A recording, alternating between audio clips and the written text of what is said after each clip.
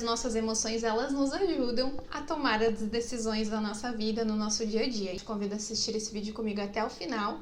Eu me chamo Pamela Ferreira, eu sou psicóloga e após a vinheta poderemos conversar sobre este assunto.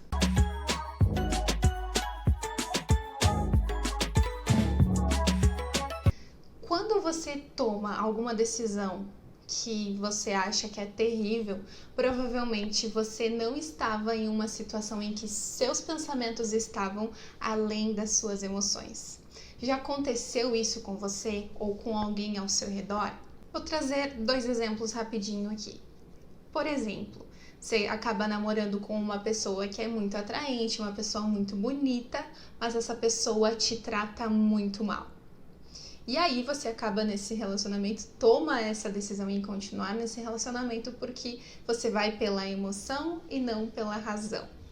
Outro ponto é investindo dinheiro em alguma coisa que talvez não vá te trazer algum retorno, justamente porque você acha naquele momento que aquilo é o ideal para você. E se você não tomar cuidado, você pode acabar desviando do caminho que você gostaria de estar, justamente por estar deixando as suas emoções tomarem conta da sua vida, ao invés de usar um pouquinho da razão, um pouquinho da lógica para pensar sobre as suas decisões e aquilo que você irá fazer. Você já percebeu o quanto as suas emoções, quando elas estão intensas, elas podem sim acabar prejudicando o seu julgamento das coisas e prejudicando realmente a sua capacidade de tomar uma decisão assertiva? Pois então, o oposto disso é a questão de que a razão e a emoção, muitas vezes elas precisam estar ou equilibradas uma com a outra, ou talvez pensar um pouquinho mais, né? Claro que a gente já conversou sobre isso, em que as emoções elas existem, a gente não tem como evitar que elas venham,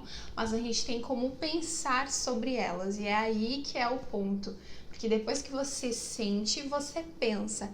E aí você pode sim tomar decisões a partir do pensamento em que você tem e não somente baseado na sua emoção. Então eu vou trazer 4 exemplos para que você venha perceber o quanto as emoções elas podem impactar diretamente no seu dia a dia, justamente por você não se questionar em relação às suas emoções. A sua empolgação pode fazer com que você superestime as suas chances de sucesso. Vou te dar um exemplo muito claro sobre isso, que você, ao lembrar disso, você vai pensar e talvez vai associar com questões da sua vida. A questão é, você já viu aqueles filmes onde tem cassinos? Então, esses ambientes, por exemplo, de cassinos, tem questão de ambiente super iluminado, com muito ruído, e isso faz com que você se envolva também, porque o jogo acaba te cativando, né? E você se envolve tanto naquele ambiente que acaba te trazendo uma sensação de animação. Então, quando você se sente muito animado, há uma probabilidade de que você venha gastar mais, porque você está realmente animado, sem pensar nos riscos que isso pode te trazer. Esse é um exemplo muito claro que você pode tentar encaixar no seu dia a dia, encaixar nas decisões que você tomou quando estava animado. Como, por exemplo, pedir um cheque especial ou pedir um empréstimo porque você se animou com um carro do ano que apareceu, achando que aquele era o momento, indo pelas suas emoções, ao invés de pensar e racionalizar um pouquinho sobre aquele risco que poderia acontecer. A ansiedade, não aquela patológica, mas aquela ansiedade natural que todos nós sentimos, aquela ansiedade que você sente em uma determinada área da sua vida, ela pode sim impactar em outras áreas da sua vida. Se você está preocupado com qualquer coisa na sua vida, seja um problema de saúde na família ou com o seu mesmo, ou talvez com a sua situação de uma casa nova ou um carro novo, alguma coisa assim que você se sente ansioso, pode sim que a sua realidade de tomada de decisão possa ser influenciada, a questão de que faça com que você se sinta ansioso em tomadas de decisões no seu trabalho ou talvez no seu negócio pessoal, enfim, em várias outras áreas da sua vida. Mesmo que um problema, uma área da sua vida seja totalmente diferente das outras, acaba respingando nas outras áreas, porque o seu pensamento acaba ficando agitado e diante disso você não consegue pensar diante de outras coisas. E infelizmente, nós não conseguimos nos dividir, né? Tá, então agora eu sou a pessoa que faz isso, agora eu sou a pessoa que sofre por aquilo, e agora eu sou a pessoa que é feliz por isso. Então, infelizmente, a gente precisa ser uma pessoa só que tem que dar conta de muitas outras coisas. E respinga em várias outras áreas. A terceira é que os nossos sentimentos de tristeza podem impactar diretamente na questão da acomodação, na questão da zona de conforto. Explico também o porquê. Esses dias eu estava lendo uma pesquisa que eu achei bem interessante. E nessa pesquisa, os pesquisadores acabaram pegando algumas pessoas que estavam se sentindo tristes, para baixo, e fizeram, né, de alguma forma com que elas vendessem o mesmo produto.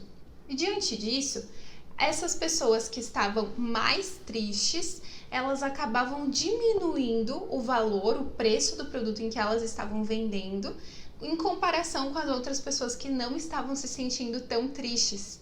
E aí, então, os pesquisadores, eles meio que associaram.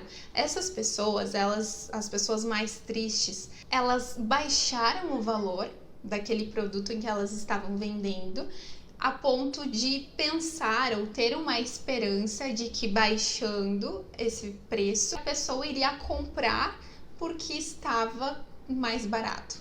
E aí, então, teria uma melhora de humor porque alguém iria comprar de si, pois era um preço mais baixo. Então, dá para perceber que a pessoa acaba subestimando a sua capacidade de venda, por exemplo, na questão de que, tá, então se eu baixar o preço, as outras pessoas vão vender mais alto e não vão conseguir bater o preço que eu tenho.